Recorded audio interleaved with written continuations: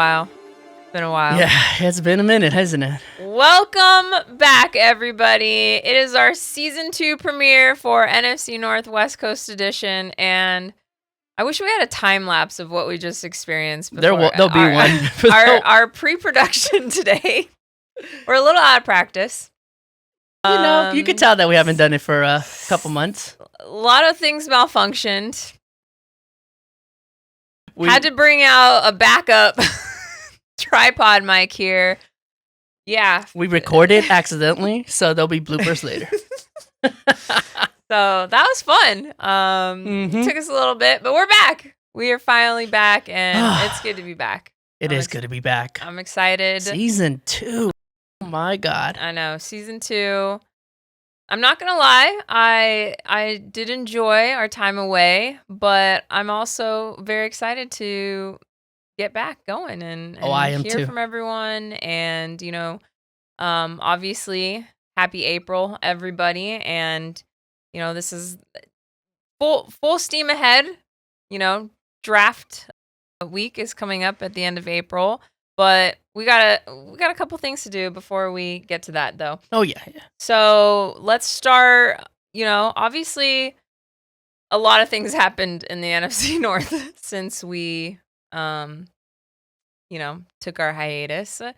And that includes a lot of off-season signings, a lot of coaching changes, a lot of players being released, a lot of trades. It was very exciting, very dramatic. We're sorry we're recapping it later, but we have a lot to talk about. We haven't even talked about anything that's really occurred. So this is going to be the first time that JC and I while we hung out, we barely talk about it. We want to save it for the podcast. So yeah. This is not going to be fresh. Yeah, we've learned to save the content to the podcast and not the drunken bar conversations anymore. So, although we should record one of those. We've grown up a little bit. Just a little bit. I agree we should. Let's take these things out and just I'm so down. We could start talking to all the other drunk people at the bar and ask them questions about sports too. Yep. Very, very cool. Let us know if you guys want to see that.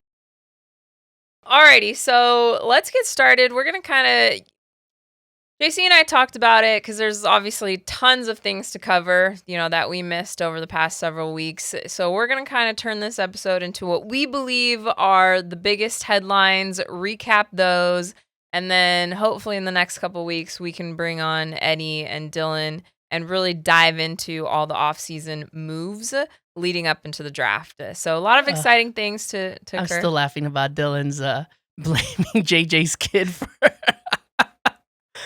Oh gosh, how sloppy he that played. Was wild. Oh gosh, I'll save it for the podcast.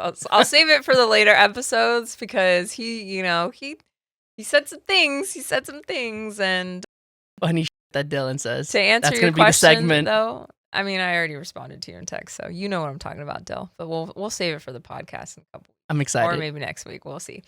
All right. Let's get into it. We're just going to kind of go through the teams and talk about what we think is the biggest headlines.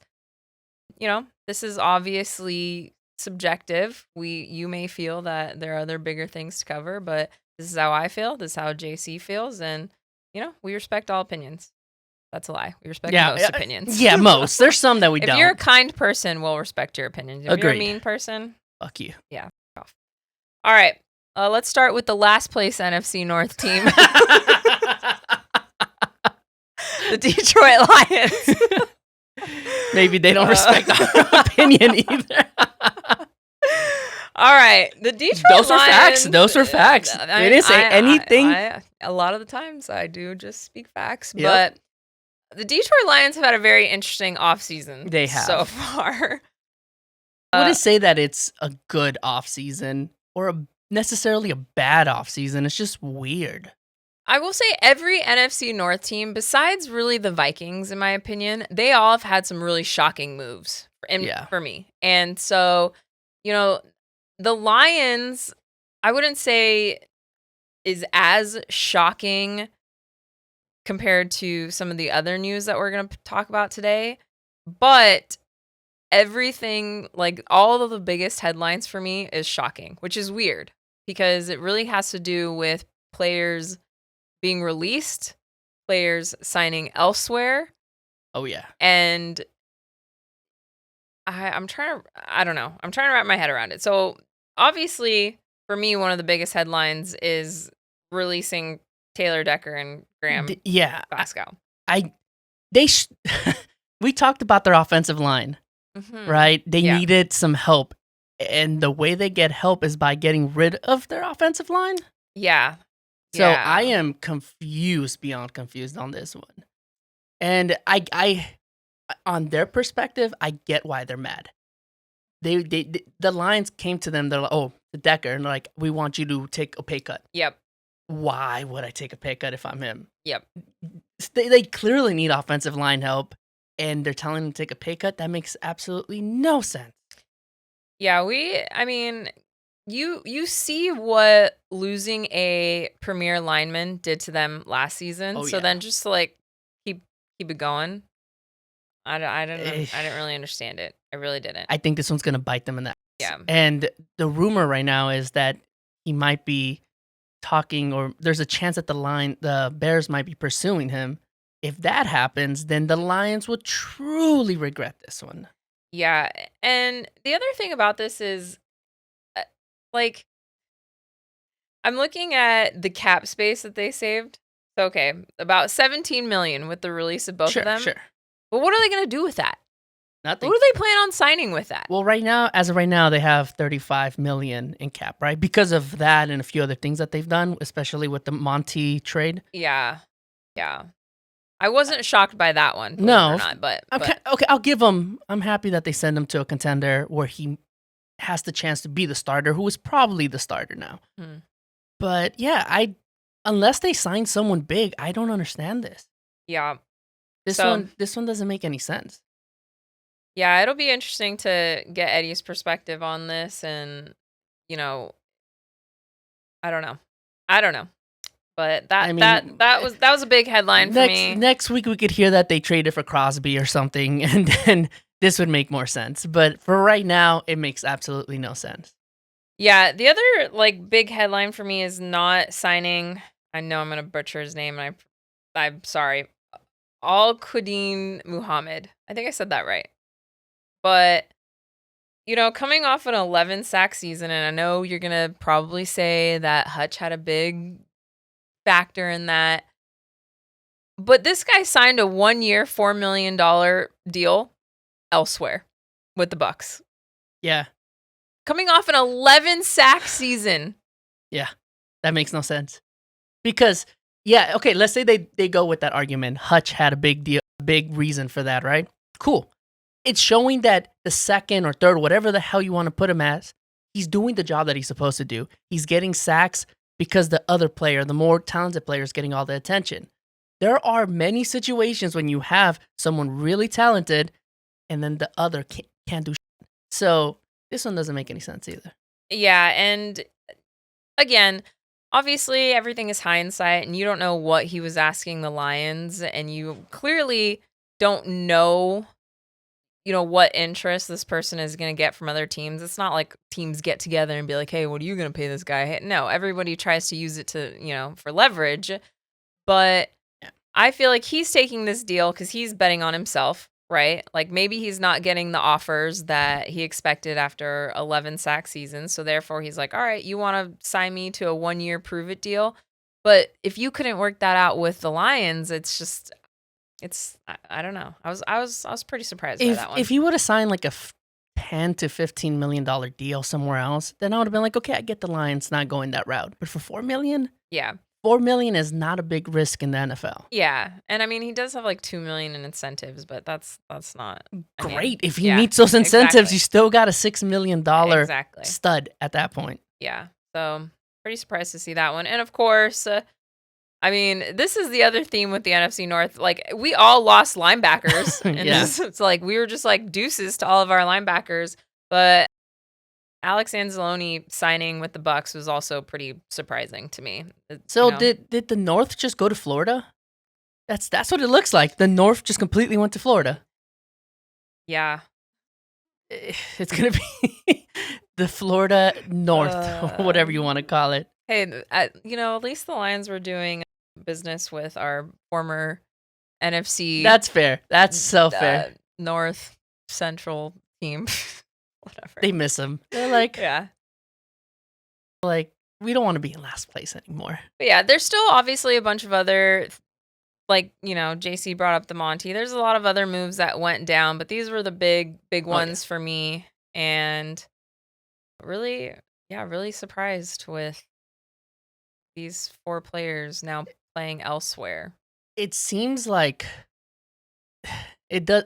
We talked about this on how eventually they were going to suffer, or they were going to pay for all of these offensive linemen, and they weren't going to be able to afford it. We talked about that, but we expected that last year. Mm-hmm. This year they have, like I said, they have $35 million in cap space. They could have paid both of these people. They could have left their contracts the way they were. Yeah. Don't do anything. Yeah, don't even ask for don't ask a premier lineman for a pay cut. Yeah. I don't know. So Wild. We'll see how this one works out. I think that this is a desperation move because of being in last place. And I feel like Dan Campbell has even said that he's not happy with his own coaching. I think he gave himself a fail for how he coached last year. So this just feels like it's desperate. Like they're trying to reach for someone. I don't know who that is, because I'm looking at the free agency market out there, and an offensive lineman, I don't know if they could do better than what they just lost. Yeah, I 100% agree with that. So we'll see. We'll see what happens. All right, moving on to the Minnesota Vikings. They just got a mini-me, right? A little tiny dude. Yeah, so obviously one of the big headlines, signing Kyler Murray.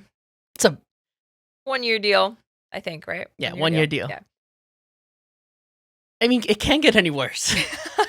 I don't think he has kids either, so I think he should be fine. Yeah, this has now become like an interesting QB room, right? So they re-signed Carson Wentz. Now they're signing Kyler Murray, and then you have JJ. 9. So they're about to have 9 quarterbacks by the end of the season. mean, if anything, I truly do expect JJ to start this season. I don't. I do. I don't. I really do. I do. I think if Kyler Murray wins the job, then that's really that's really indicative of JJ's future to be a starter. Yeah.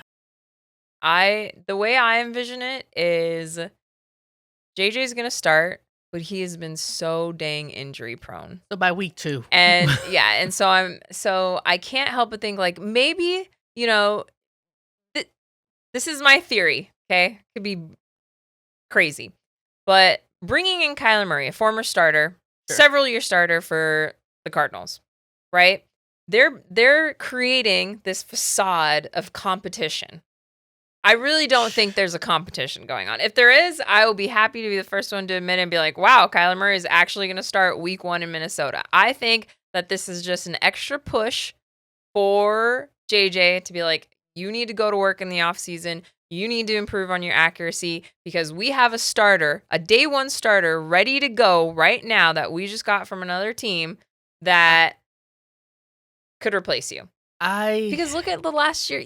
You really think that Max Brosmer and Carson Wentz were going to compete for the starting job in the offseason? No. Or Brett Rippin, whatever. I always say his name wrong. But I have to disagree with you. I honestly think that this is, I agree with it's a competition and they wanted to be a competition. But I think in their eyes, for this year at least, it's going to be Kyler as the starter. Because he has a 1 year. That's all it is. It's a 1-year deal. And the reality is if the Cardinals didn't f up the way that they did with that contract, another team would have paid him $25 million. I'm being dead serious. I think someone would have paid him those $25, $30 million. No more than that. But because the way that contract was set, the Vikings have to pay him the minimum. They're getting a $25 million type quarterback for $1.5 million for the vet men. If they pay him a penny more, then it is taken away from the Cardinals having to pay that. So it was a smart deal for both of them to do that. And I think he's better than JJ, if I'm being really honest. I mean, at this moment in time, I would agree with you. But if I guess it all depends on, do the Vikings believe that they have a win now roster? Sure. And, if they do and they think but the NFC North is like such a hard division. And this is a part of me believes that it's insurance and it's meant to drive JJ to become better.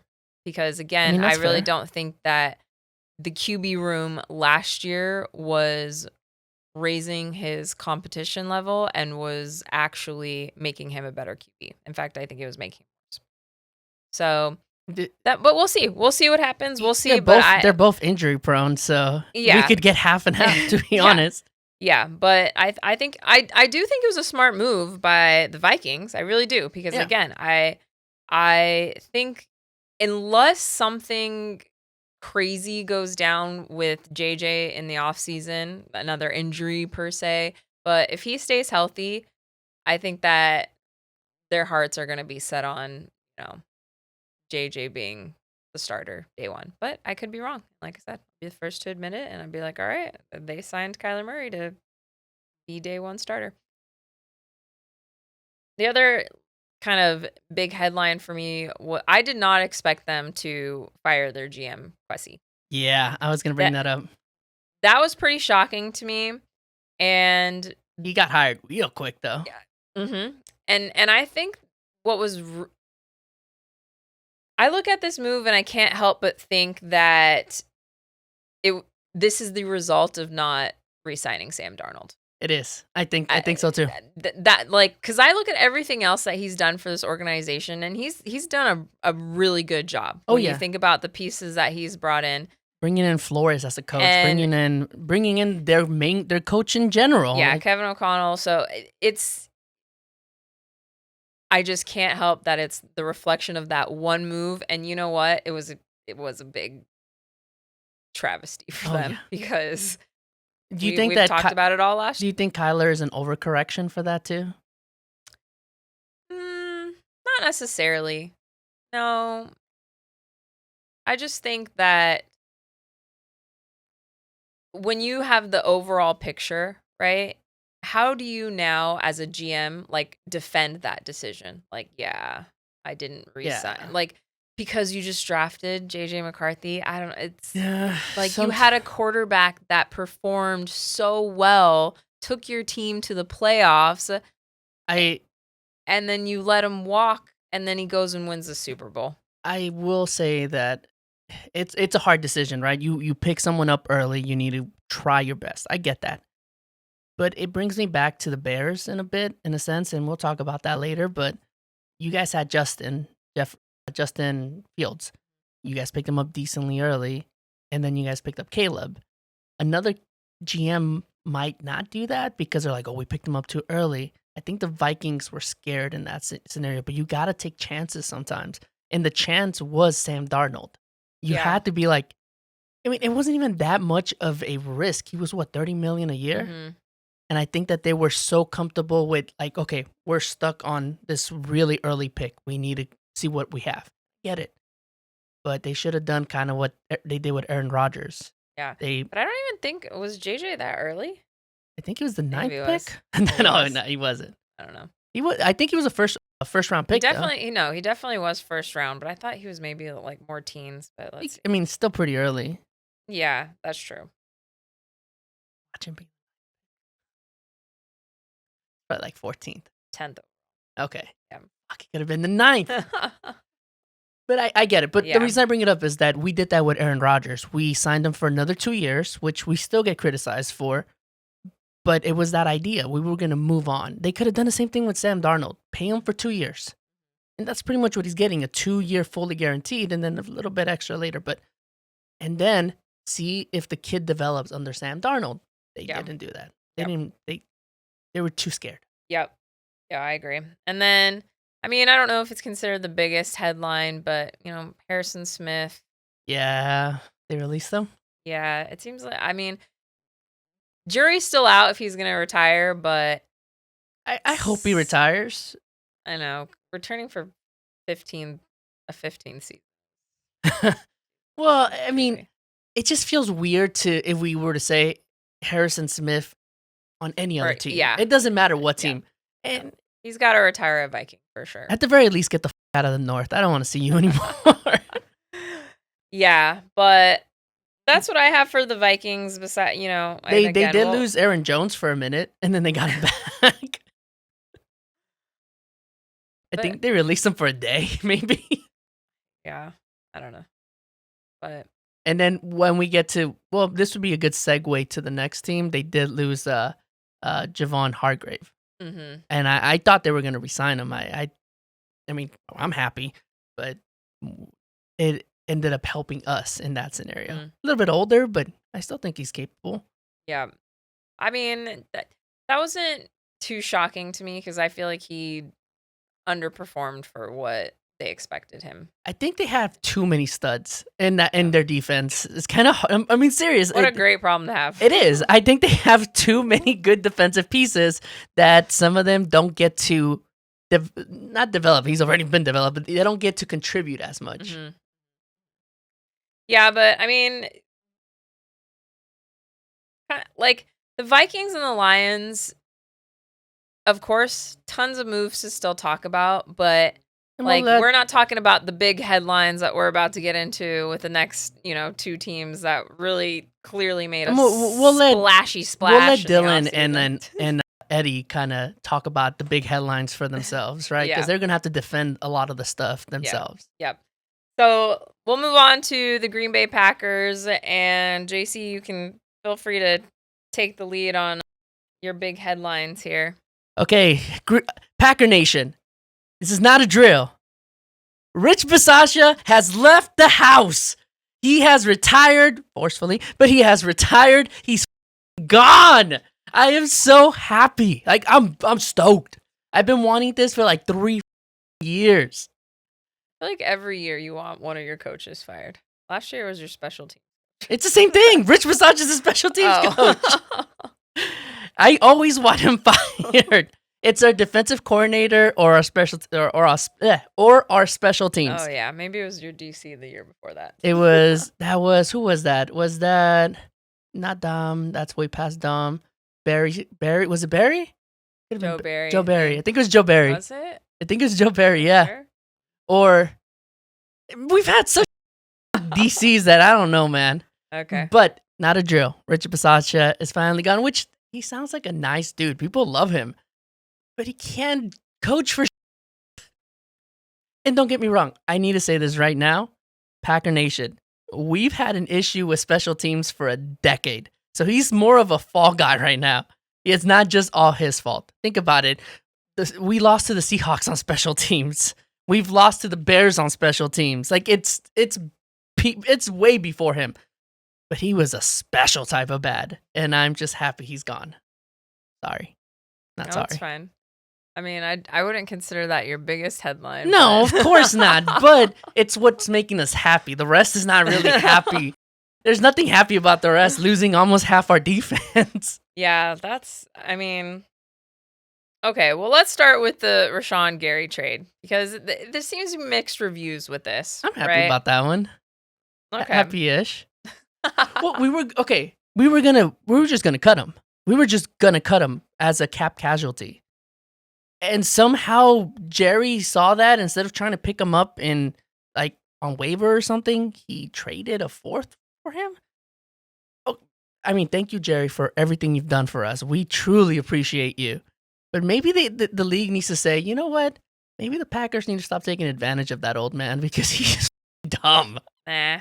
Yeah, nah. The Cowboys. Him too. Another, I mean, I wouldn't say it's like a huge headline, but it's pretty significant. Malik Willis signing with the Dolphins. It's not going to be your splashiest. Dolphins? You mean the Florida Packers, right? It's not going to be your like splashiest like headline in the offseason, right? We're But gonna for the miss him. Packers, I think it's a pretty We're gonna miss him. We really Yeah. love them. Like there was a special place in all of Packer Nation's hearts for him. Like we Yeah. appreciate him, and we love that he shouted us out and says that he'll never forget his time there. And the reality is that the Packers and Matt LaFleur it's probably the reason why his career got sparked, if you will, Mhm. for lack of a better term. Yeah, I'm honestly I'm really happy for him, and I'm excited to see, he gets his opportunity, and this like situation reminds me a lot about Tyson, Bagent. I say his name wrong too, but like Tyson Bagent. I really love him, and I hope that one day he also gets his opportunity, I mean, because you see the flashes when they have their moments, when they come in and they have these clutch moves, and so when I saw that, I was like, good for Malik, and we'll see now. We'll see if he can actually be a starter in the NFL, and that's what I hope that Tyson can have one day is to see, because I mean, you always obviously want to see Caleb, second yeah, chances. obviously Jordan loves Green Bay's future. Caleb Williams is the Bears' future. So you like to see these backup QBs who've never really had an opportunity because of the situation, Yeah. the team that they're on, and you hope that one day they will get that opportunity to prove if they can be It's a a Cinderella starter. story, Yeah, and if you they can really be a hope starter the in the best for NFL. them. So, It doesn't help that yeah. the And he got paid, bro. He got Yeah. paid. So, Yeah. good for Malik. But the only thing that sucks is that the Dolphins traded everyone away. So I don't know what's happening. They got rid of all their wide receivers. Who the f is he throwing the ball to? Like, I really don't know at this point. Yeah. Waddle's not there. Tyreek's Yeah. not there. I mean, I think they got rid of Waller. I think Waller was there too. They still have Achane. Don't worry. They throw to him a lot. Okay, he's breaking the record because they got nothing, no one else catching the ball. Yeah, so that was a pretty Yeah. like again, I'm happy for him. yeah, making the sense. And it's weird because one of our executives in our front office became I think he became the GM for the Dolphins. Our defensive coordinator became their head coach, Mhm. and our backup quarterback is now their main quarterback. So again, I make the joke, but it is the Florida Packers because what the they took everyone. I Everyone. mean, We'll talk about this later, but I'm fearful that we could be last year's Lions because we lost. Think about it. We lost special teams coordinator, which I'm happy about, and our defensive coordinator, and we're still kind of figuring all these injuries. So I don't know. We'll figure that out.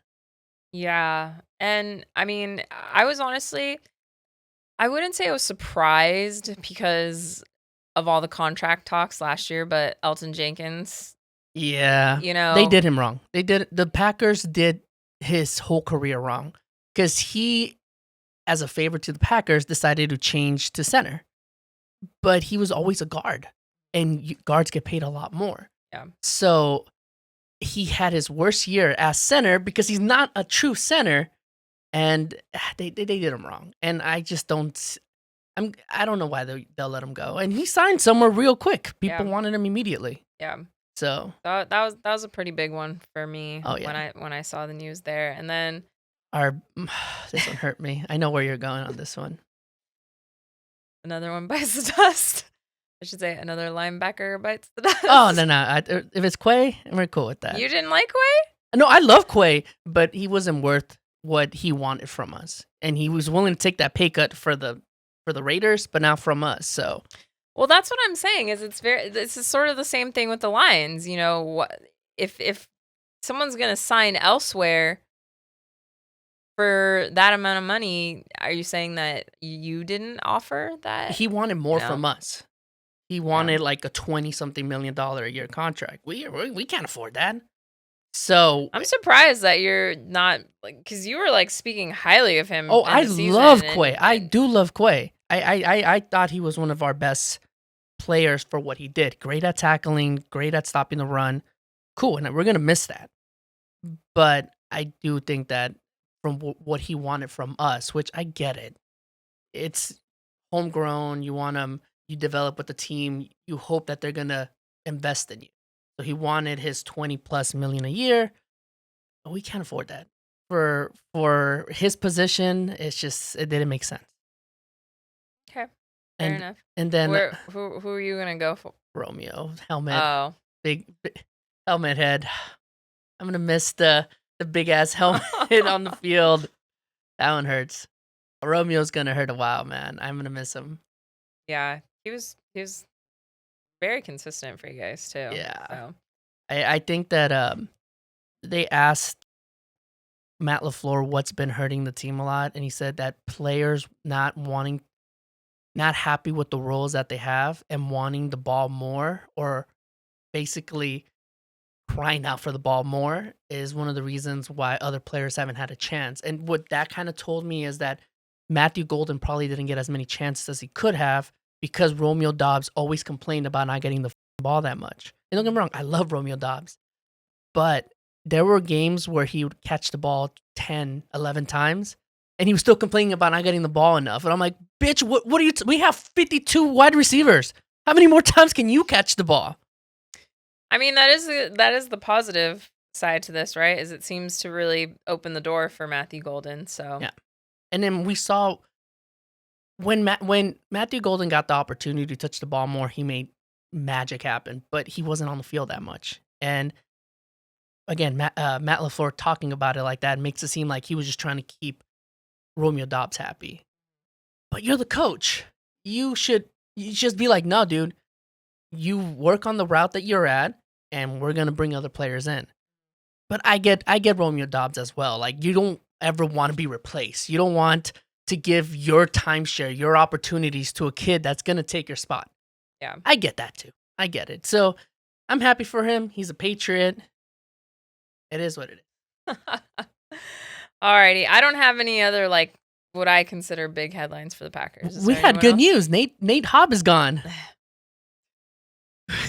Okay, you want to go break down all of your signings or what? No, but that's some good news. Okay, but it's not a big headline. It is 40-yard touchdowns. Maybe for Packers Nation, but we need to. We're trying to take out Zaire Franklin's a big signing for us. The goggles and put the. I know. We're not talking about them. Zaire Franklin's a big signing for us. That's a good trade. We have so many holes against the run that he might actually help us. So I think it's going to be one of those underrated types of trades. And I mean, 2 years ago, he was one of the best tacklers in the whole league. I get he's getting older, but last year he had a down year because his defensive schemes were different in the Colts system.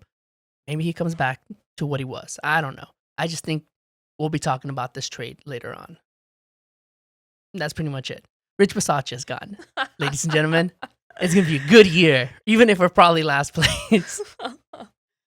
Alrighty. I mean, this NFC, like I said, this NFC North is scary. Scary division. I think anything can happen. All right, moving on to the Chicago Bears, and probably the biggest headline, not only in the NFC North, but probably across the entire NFL when the news broke live, but DJ Moore traded to the Bills. We knew this was going to happen. Yes. Yeah, sad. I didn't expect it to happen so soon, though. I'm not going to lie. Yeah. I thought we would have maybe like half a season or this entire season with DJ and then really. You guys had. But. Your cap situation was pretty dire before this offseason, so I get Thanks it. Thanks to DJ Moore. So. Yeah. So, yeah, I mean.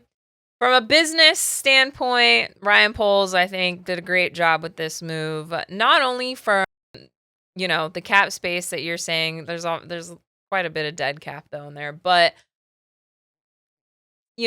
sending our beloved DJ, fan favorite, away. But I have to say, out of all the teams in the NFL, the Bills would have been my choice for him, and I'm very happy that he gets to go play with Josh Allen and play for a Super Bowl contending team. I know they just lost their coach, but why not? Why not? He could have gone to the Packers. Come on. No, I would have been pissed. We would have been pissed too. We don't like him either now.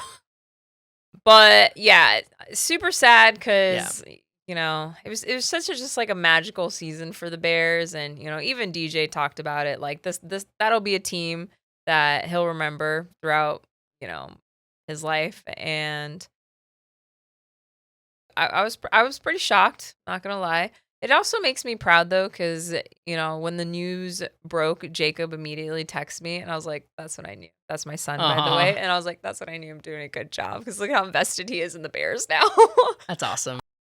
But it was, I mean, a lot of mixed feelings, obviously. Super sad. Wish he could have stayed. But, You guys I have, mean, he had such a big contract. And and even don't get me wrong, I still think he would have contributed. oh, But yeah, 100%. but I think we he's going to have a great year. oh, of course. I think that you guys are gonna miss him in some do or die types of situations. But we saw the writing on the wall. Odunze looks like he's the dude, Yeah. and Odunze anyway, Yeah. and he's clearly the number one in my opinion now. And then Luther Burden took that role where he became that number two. I just moving forward, I didn't see DJ Moore being able to have that same workload with Yeah. those two other pieces there. Yeah. I mean, clearly it could work because It it could. worked last year. I mean, sure. But I do see what you're saying in the sense of, one, it's always nice to have the depth, but I agree in the passing game is very capable with Rome, with Luther, and obviously with Colston. So Yeah. there's, A lot of mouths you to know, feed. and now with, I mean, I don't consider it a big headline, but with Khalif Raymond was a very interesting signing. I like it a lot, and I'm not going to go too deep into it, but you know, him being kind of plugged in there as well. Very familiar with Ben Johnson and his system, so you know, again, I was sad. I love DJ. I think what he did in Chicago, not only on the field but off the field too. He was I think he was our Walter Payton Man of the Year nominee this year, but really love DJ. Super He- excited for him. And honestly, if it's not the Bears, I hope the Bills win the ring. No. Because I would love DJ to win a ring. But I feel like he was the anchor of the transition point between the old regime of the Bears, and he was able to ease Caleb into this new era of the Bears. Because think about it, there's nothing better than having a security blanket like Caleb had with DJ Moore. mm-hmm. And anytime he needed a 20-yard, fuck with Caleb, it was like a 40-yard like conversion. So I can't even say 20 yards. But anytime he needed a conversion, DJ Moore managed to make it happen.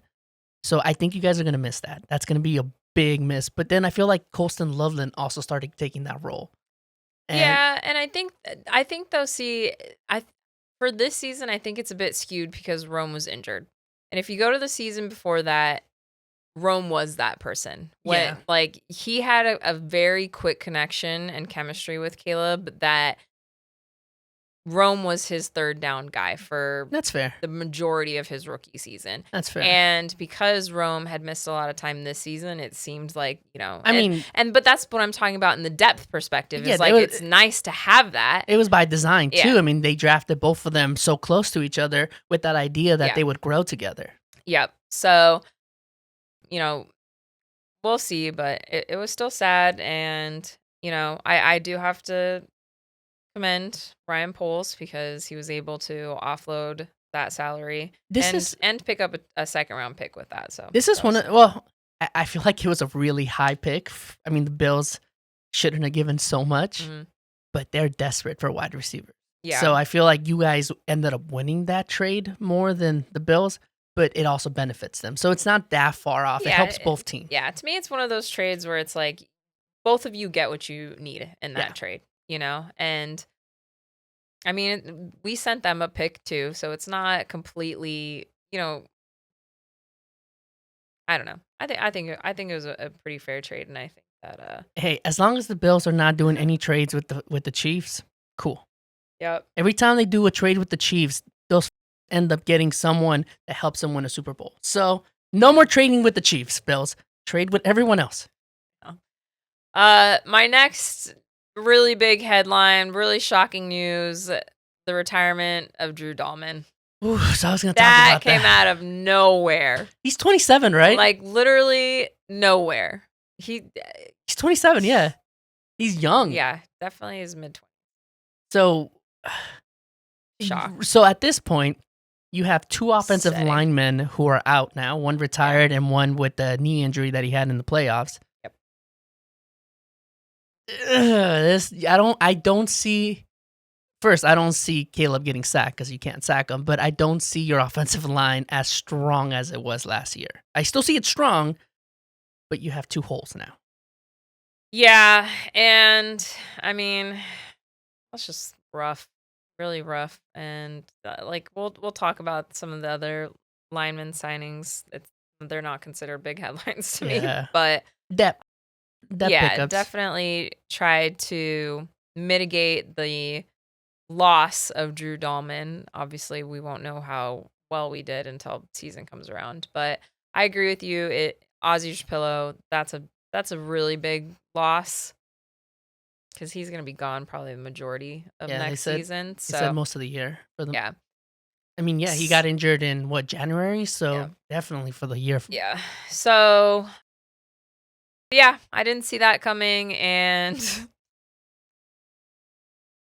I mean, it's Rough. kind of what happened to Tough the blow. Lions, right? yeah, tough blow for sure. Didn't this happen to the Lions last year? Yep. And then they tried to get him to come back, and then He didn't couldn't pass his physical. So Okay, I yeah. don't see that happening with No. Dahlman. But yeah, I mean, the Bears are Look out. trying to get him to come back. I feel like for linemen, it's like dog years. It just goes by a lot more. Yeah. 27 is like 47. Yeah. So he's like, nah, dog. I'm hurting. Yeah. Because you know I it's mean, I get it. I really do, and I understand, but still tough blow. yeah. I mean, we're happy, but I do get it. That kind of sucks losing a staple of your offensive line. Yeah, for sure.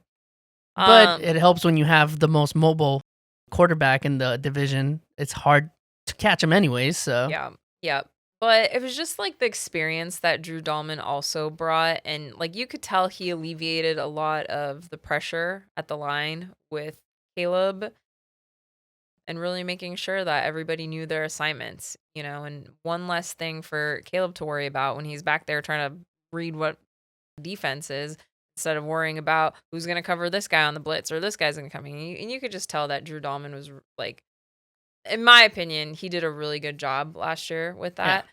So of course, you come out of the season thinking like, wow, we have one of the best interior lines, and going into next year did an amazing job, and then you come out of January with, okay, one of our guys has a blown knee, probably not going to be back for a while, and then all of a sudden your center retires. So a lot of it's the same thing as last year though. Everybody had line questions for all of the NFC North. Oh, we're all back here again. And we're back where we started. It's just this like carousel. So that's fun. This is our karma for talking shit about the Vikings line. Now we're all in the same boat. Oh boy. Yeah. The Vikings didn't lose a ton of like people on their offensive line. So that's the funny thing about that, the irony. But anyway, the last thing I wanted to talk about, again, not a big headline, but I was also very surprised with releasing Tremaine Edmonds. I thought that he had done a really good job last year. And, I know he got injured, but I didn't see any type of decline in his play. I think what it came down to was maybe he's not the best fit for Dennis Allen's scheme. But I don't know. I mean, we signed another linebacker that's like the same age. Like doesn't have the resume that Tremaine Edmonds has. I mean, I don't see it also being a cap casualty type of situation either. So no. But I will say, like, we have some young players, and I think that maybe the writing on the wall in the sense of, when we didn't have any linebackers and we saw what DeMarco Jackson did last year in his limited playing time. I mean, the kid can play, and you wonder what Noah Sewell is going to look like also next year. So I don't know, maybe kind of like opportunity for the young guys, like a Matthew Golden situation where you want the younger guys to get the opportunity instead. Yeah. And again, maybe just the better scheme fit. So yeah, I mean, it's one of those things where, of course, monsters of the Midway, and you look at your linebacking core, and when you have, I'm not saying Tremaine Edmonds is, one of the best linebackers in the league, but the guy is above average, and he did a tremendous job when he was in there. Most of the time, he was our leading tackler, which, you know, a lot of the times you want your linebacker to be the leading tackler, but yeah, I don't know. I was pretty shocked, and I think that was a fairly big headline for the Bears. So anyway, JC, do you have any other super big headlines that you want to recap before we? No, honestly, talking about the Gary Bears was enough for me. So I'm pretty happy. Alrighty, guys. Well, there you have it. We did a little recap of our big headlines that we missed over the past couple weeks. And we're really going to dive into the off-season moves. Obviously, we know there's some coaching changes, kind of touched on that today. So we'll get hopefully the entire NFC North back here to really dive deep into it and then get ready for the draft, because Lord knows after all the players we've lost in the off-season, every NFC North team needs help in the draft.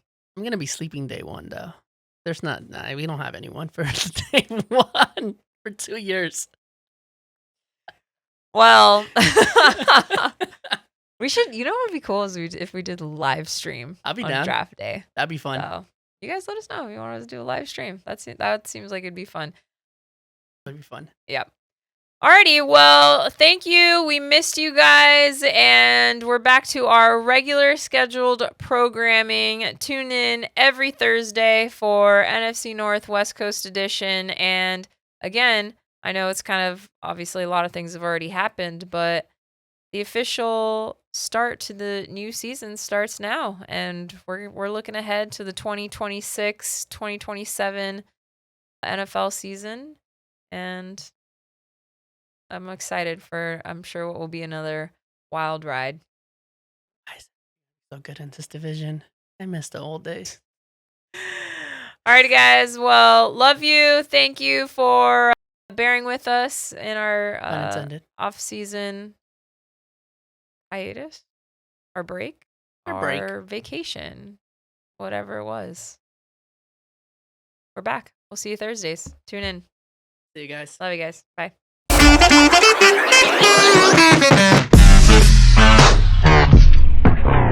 I wish we had a time lapse of what we just experienced. There'll be one. I had to bring out a backup tripod mic here.